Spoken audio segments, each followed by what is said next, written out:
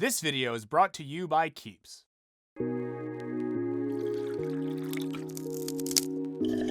What's up, everybody? My name is Michael Burns, and today, for the first time ever, I'm gonna open up about my greatest fear. Disney!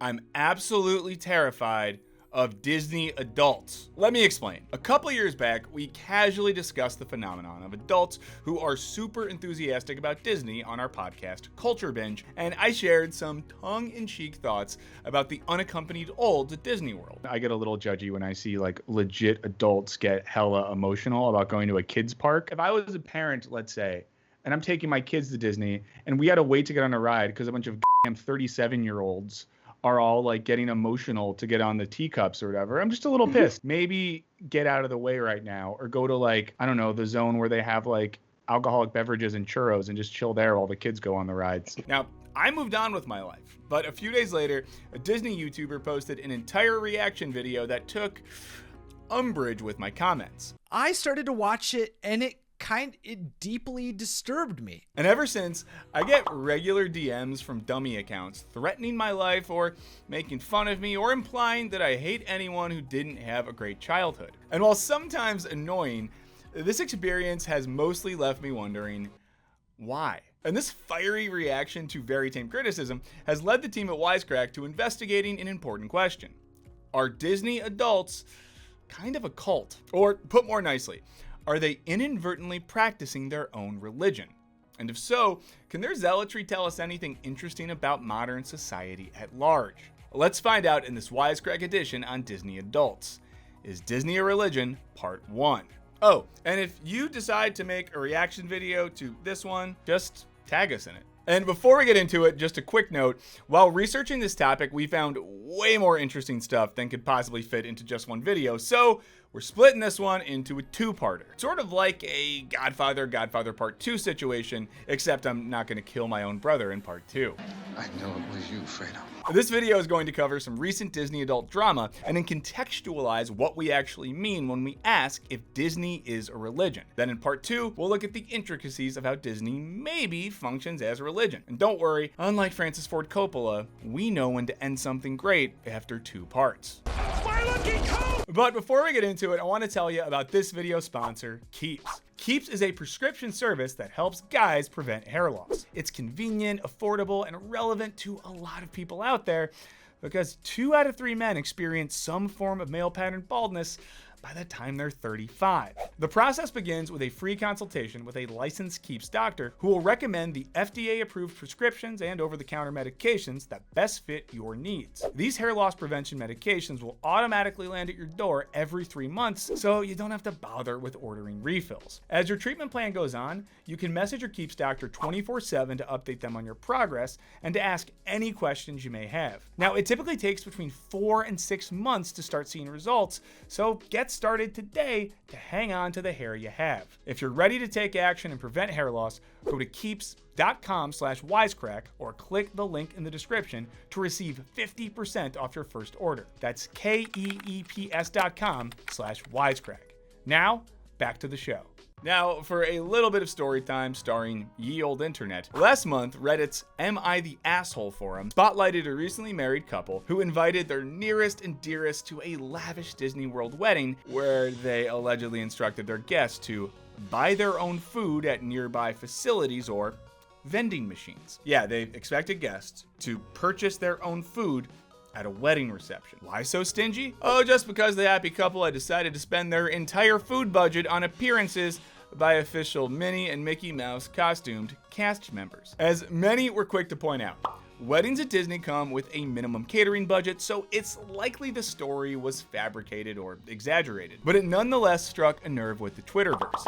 Because if there's one place the internet loves to aim its collective ire, it's at the Disney Extended Universe's enthusiastic adult acolytes. From Disney bounders who go to the park in outfits inspired by their favorite characters, to rich TikTokers moving into a gated community of Disney World mansions, to folks at karaoke night who bring the mood down with a passionate rendition of God Help the Outcast from The Hunchback of Notre Dame.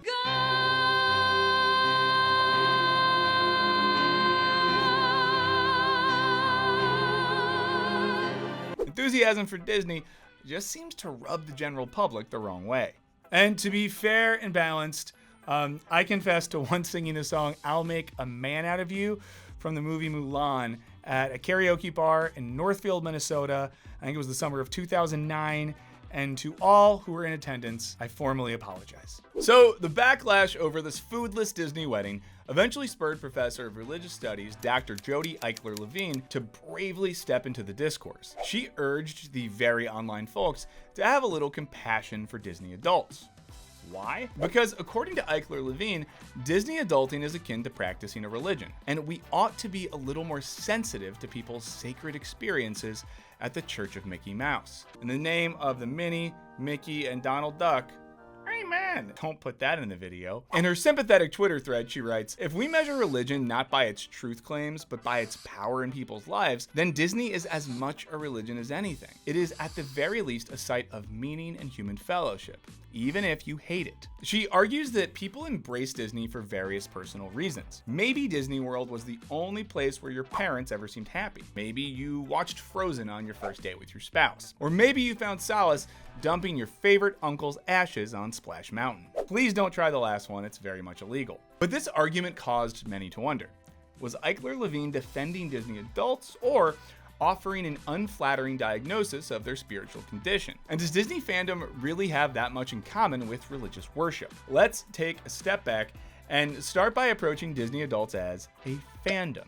Scholar Cornell Sandvoss writes that fandom is defined by the regular, emotionally involved consumption of a given popular narrative or text. So Disney lovers who have cried over Mufasa's death 3,000 times certainly would seem to fit the bill. Now, the link between fandom and religion has long been discussed in academic circles. In fact, the word fan even has religious etymology, coming from the Latin word fanaticus, which meant attendant of the temple, or the fanus, or fanus. Fan of, I'll say it, fan of the anus is what it sounds like, and that's fine. And of course, deeply religious people are often called fanatics. It's also the name of the Philadelphia Phillies' very chaotic-looking mascot.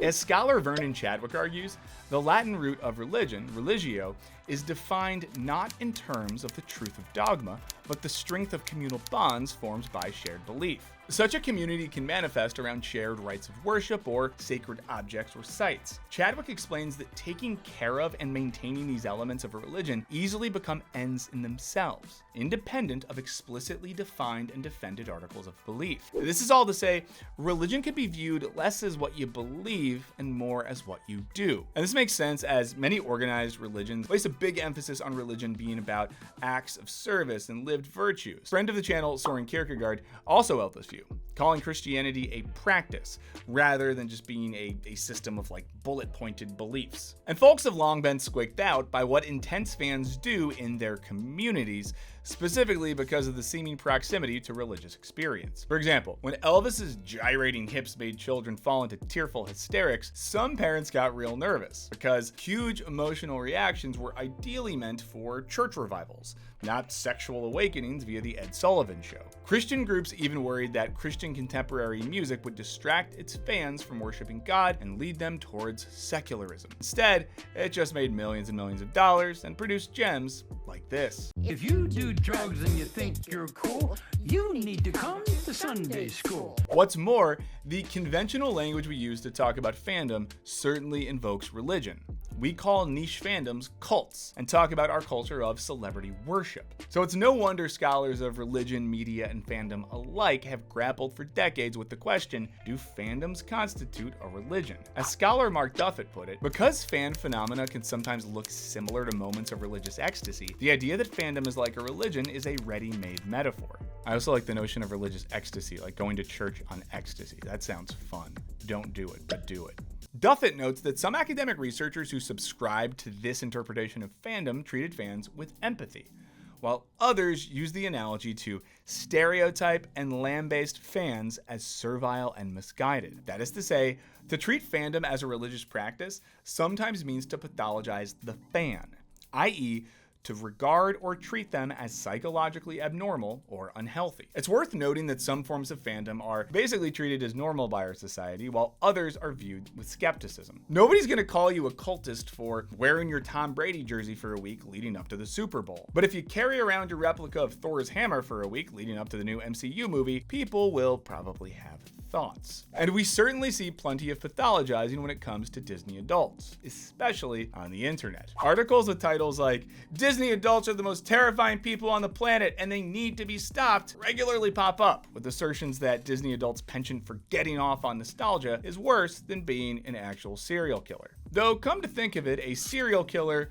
who is also a Disney adult would be the most nightmarish thing I could ever imagine. But snarky Twitter users didn't invent this kind of cultural pathologizing. Many early scholars of then burgeoning mass culture approached early fans much the same way. Specifically, a Marxist powerhouse of German intellectuals who formed what's called the Frankfurt School, sort of like the goof troop of cranky philosophers. Members included dudes like Theodor Adorno, Walter Benjamin, and Max Horkheimer, who collectively pioneered the discipline we now know as critical theory. Critical theory views philosophy and social theory's primary purposes as being tools to critique social and political structures of power. And when several of these folks fled Nazi Germany for America, they found plenty to critique about its culture. Writing for Vox, Sean Illing explains they saw the yoke of capitalist ideology wherever they looked, in films, in radio, in popular music, in literature. Adorno called this the culture industry, and Illing notes, he cautioned that it blurred the distinction between truth and fiction, between the commercial and the political. As journalist and author Stuart Jeffries explains, these scholars wondered why a socialist revolution had swept across Russia while failing to manifest in advanced industrialized nations like Germany and the United States. He writes, they concluded that culture and the use of the media was the primary tool for oppressing the masses without the masses realizing that they're being oppressed. And so the argument went, mass culture with its flashy lights and captivating narratives was indoctrinating people into dominant ideologies, i.e. ways of thinking that wouldn't threaten or upset those in positions of economic and political power. The culture industry thus caused people to unconsciously and unquestioningly accept what the people in power wanted them to believe. In this way, these scholars thought that culture was essentially taking the place of and functioning like an organized religion. Note that during this time, religion was undergoing a decline in power over the national psyche. As Adorno and Horkheimer wrote, the sociological theory that the loss of the support of objectively established religion has led to cultural chaos is disproved every day, for culture now impresses the same stamp on everything. That is to say, culture was indoctrinating people into the sorts of dominant ideologies which were once exclusively the terrain of religion. This development upset these guys to no end, and Adorno even penned a hateful paper about the insidious national disease of jazz music. Like, who doesn't like jazz music? It's really nice. What's interesting though is who made jazz music at that time. So God only knows what he would think of contemporary Disney culture with all its mouse ears, season passes, and Disney-themed funeral companies. Oh, and we're not making that last one up. If I ever die and you f***ers dare to bury me in Mickey Mouse ears, I'm gonna come back as a hybrid zombie and ghost and just haunt the shit out of you. Anyway, going forward, scholars wouldn't all share Adorno's scorn for mass culture. In the 60s, England's Birmingham School of Cultural Studies started to take fans, especially working class ones, more seriously. And in the 80s and 90s, fandom scholarship really took a turn away from those old, unflattering portraits. That's thanks largely to the work of academics like Henry Jenkins, who were also fans. These ACA fans were already immersed in the fandom cultures they were studying and were thus more sympathetic. Instead of diagnosing fans as docile and semi-brainwashed from afar, these scholars asked fans how and why they interacted with their chosen media text. Also, I would like to announce that I'm officially now an ACA fan of the television show Scrubs. Okay, Sasha, let's see what your new engine can do. They asserted that fans weren't uncritically absorbing ideologies in mass media and blindly adhering to the status quo. Rather, they saw the way fans would poach ideas and characters and stories from the things they liked. They would then remake and remix them to align with their own values, often to tell subversive countercultural stories. If you lived through Tumblr in the 2010s, you've seen enough Destiel and Kirk and Spock Slash to know exactly what they mean, even if I have no idea what I just said. I love you. This poaching can also be seen in some activities of Disney adults. Take Garrett Smith and Jason Bittner, who dressed as Woody and Buzz for their elaborate Toy Story themed wedding, remaking Disney canon to fit their love story. I can only hope it was officiated by a friend in a Mr. Potato Head outfit. This wave of scholars took a utopian view of fandom and felt it was important not to see fans as cultish or worshipful, but as enthusiastic, thoughtful consumers of media. A lot of us appreciate the fact that it presents a very positive view of the future. It doesn't show the Earth being devastated by wars. It shows us having finally figured out how to solve our worst problems. That's because these scholars and fans saw religiosity as equivalent to irrationality, and painted religion as an unfounded belief in something supernatural and ultimately not real. In Henry Jenkins' phrasing, calling fans religious paints them as prone to false beliefs, orgiastic excess, possession, and madness. And clearly he's talking about Disney character cosplay orgies there, and I would like to see it. Labeling fans as religious fanatics, he said, can also be inherently othering and stigmatizing. It makes them out to be obsessive devotees who look at Captain Kirk as a literal deity and pray to Obi-Wan Kenobi for wisdom. These scholars tried to distance fan culture from religion and define fans as rational, autonomous media consumers and critics. As Jenkins puts it, as a religion, you bring back in this notion of literal belief, and it implies that fans are unable to separate fiction from reality, or that they supposedly act on the text as if it were literally true. However, this, according to many religious scholars, is a problematic view of religion. For one, it paints religious people as childish, irrational, and disconnected from the real world. It asserts that they don't question their text and take them as absolute truth. What's more, it maps Western conceptions of religion, specifically Christianity, onto hugely diverse cultural traditions that may bear little to no resemblance to it. Not all religious movements require literal beliefs in the supernatural or in deities. Not all religions make grand truth claims, or posit a metaphysical realm, or even have a cohesive set of traditions. Scholars Carol M. Cusack and Venetia Laura Delano Robertson explain, religion is today studied as not exclusively a tradition-based or faith-based practice, but a rationale, an experience. So when scholars of religion compare the experiences of Disney adults to those of religious adherents, they're not asserting that a Disney-file drinking water from each of the park's fountains believes himself to be consuming the literal, transubstantiated blood of his Lord and Savior, Donald Duck. Nor do they mean that someone brought to tears by a fireworks display truly believes themselves to be witnessing fairy magic. Instead, they see Disney lovers as participating in a secularized version of religious fervor, in which they encounter a deeply personal and experiential connection to something bigger than themselves. So clearly, there's been some scholarly disagreement. Some justify viewing fandom's embrace of culture as a kind of replacement for religion. Others think that fans are doing something very different. So with scholars disagreeing on the question of whether or not Disney can properly be considered a religion, we think the best way to get to the bottom of this question is to step back and reconsider the question, what makes a religion anyway? And then we can see how much overlap there is between organized religion as it's commonly practiced and the habits and practices of the Disney adult community. One thing that's for sure is that there's no organized religion that says it's cool to leave menacing comments on the wedding photos of a gentle YouTube host. But we'll get to all that in part 2, where we'll also be asking, is there anything that Disney adults can tell us about contemporary society, other than that the most important thing you can do when planning a wedding is keep your guest well fed and with fresh drinks in hand. So check back later this week to watch us try and answer all those questions once and for all, assuming of course that a gang of irate Disney adults don't kidnap me first. So if you see me blink twice in the next video, I'm in trouble. Call for help. In the meantime, let us know your thoughts on the Church of Walt in the comments. A big thanks to our patrons for all your support, and be sure to check out our revamped Patreon page.